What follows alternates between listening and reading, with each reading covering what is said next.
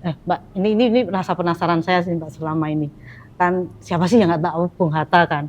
Jadi gimana rasanya ada sedih atau ada senengnya pengalaman-pengalaman sebagai seorang anak yang sosok seterkenal itu dengan segala kebaikannya seorang Bung Hatta. Ya, Gimana? saya bersyukur sama Allah Subhanahu wa Ta'ala bahwa Mm-mm. saya lahir dari bapak seorang warga negara Indonesia nama Bung Hatta, Mm-mm. Muhammad Hatta.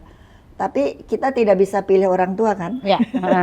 Jadi apapun yang terjadi dengan ayah ya kita ikuti. Mm-mm. Dan alhamdulillah ayah itu orang yang sangat baik. Bukan Mm-mm. karena saya anaknya.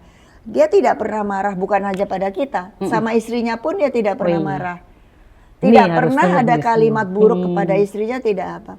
Jadi misalkan ibu saya cerewet, namanya ibu-ibu kan suka cerewet, misalkan ini uang kurang gini-gini, ayah diam aja. Terus saya akan pikir bagaimana mengusahakan, diajaklah istrinya berunding, bagaimana kita menghemat ini. Jadi ya ibu saya terpaksa ngerti mau apa lagi gitu kan. Ibu saya juga orang perempuan yang hebat, dia tidak pernah mau misalkan menyuruh suaminya korupsi juga enggak gitu, sama sekali enggak. Jadi ya dengan jarak usia 24 tahun, ayah ibu saya kan jarak usianya 24 tahun.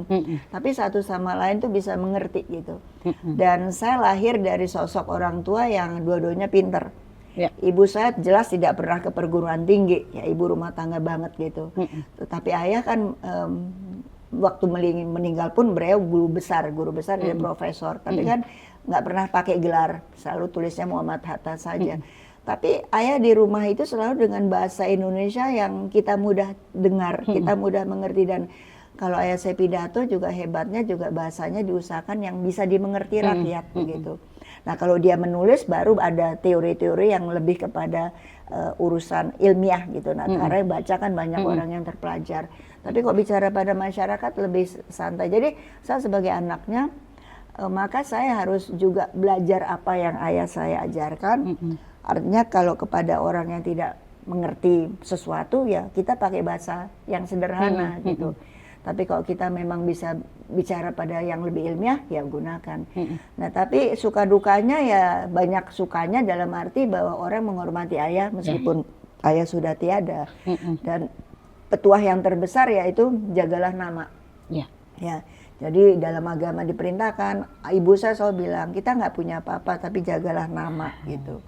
Dan itu yang kita berusaha jaga. Jadi soal miskin, bukannya miskin tapi tidak cukup pasti ya. Banyak hal orang, tapi kan kita sudah bersyukur.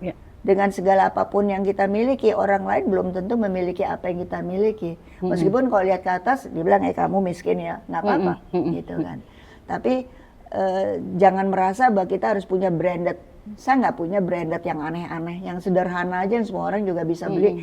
Tidak pernah saya punya barang yang di atas 5 juta, nggak ada. Ya, tas saya itu banyak yang pembuatan dari Tasikmalaya yang bordir-bordir itu banyak. Dan saya tidak merasa tersinggung kalau yang teman sebelah saya mungkin pakai tas Hermes sementara saya nggak punya, sebodoh amat gitu. Karena dari otak keluarga kami itu bukan untuk hidup. Tapi untuk hidup itu apa yang kamu bisa terapkan ke masyarakat, itu yang untuk hidup. Jadi orang yang goblok saya kira akan beli yang branded, yang maksain suaminya atau keluarganya harus beli. Itu sangat konyol. Padahal tas itu apa sih, red slating, masukin barang, ketenteng, selesai. Mau merek apa peduli amat, yang penting saya punya purse, dompet kebawa ke situ. Apa dia Hermes apa enggak, kan si dompet nilainya juga nggak berubah. Kalau tadi 10.000, sekarang dibuka pakai Hermes 10.000 juga kan? Tetap. Nah, ya. Jadi kadang-kadang ya kalau untuk image yang itu, kalau saya merasa jaga nama itu yang nomor satu. Dan kemana saya jalan, yang tahu siapa saya, alhamdulillah, yang nggak tahu juga nggak peduli saya. Jadi saya nggak pernah bilang, oh aku nih anaknya itu. Enggak, yang tahu ya alhamdulillah. Jadi kita tidak terbebankan dengan notabene itu. Karena kalau tidak, kita jadi manusia yang outlier, yang aneh sendiri gitu.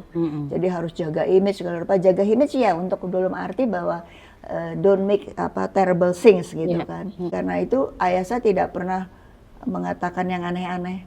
Bahwa kamu harus jaga nama ayah, enggak. Ibu saya bilang, kamu jaga nama ayah. Karena ayah saya orang pendiam. Tapi karena dia selalu baik, maka kita melihatnya dia dalam sosok yang harusnya begini.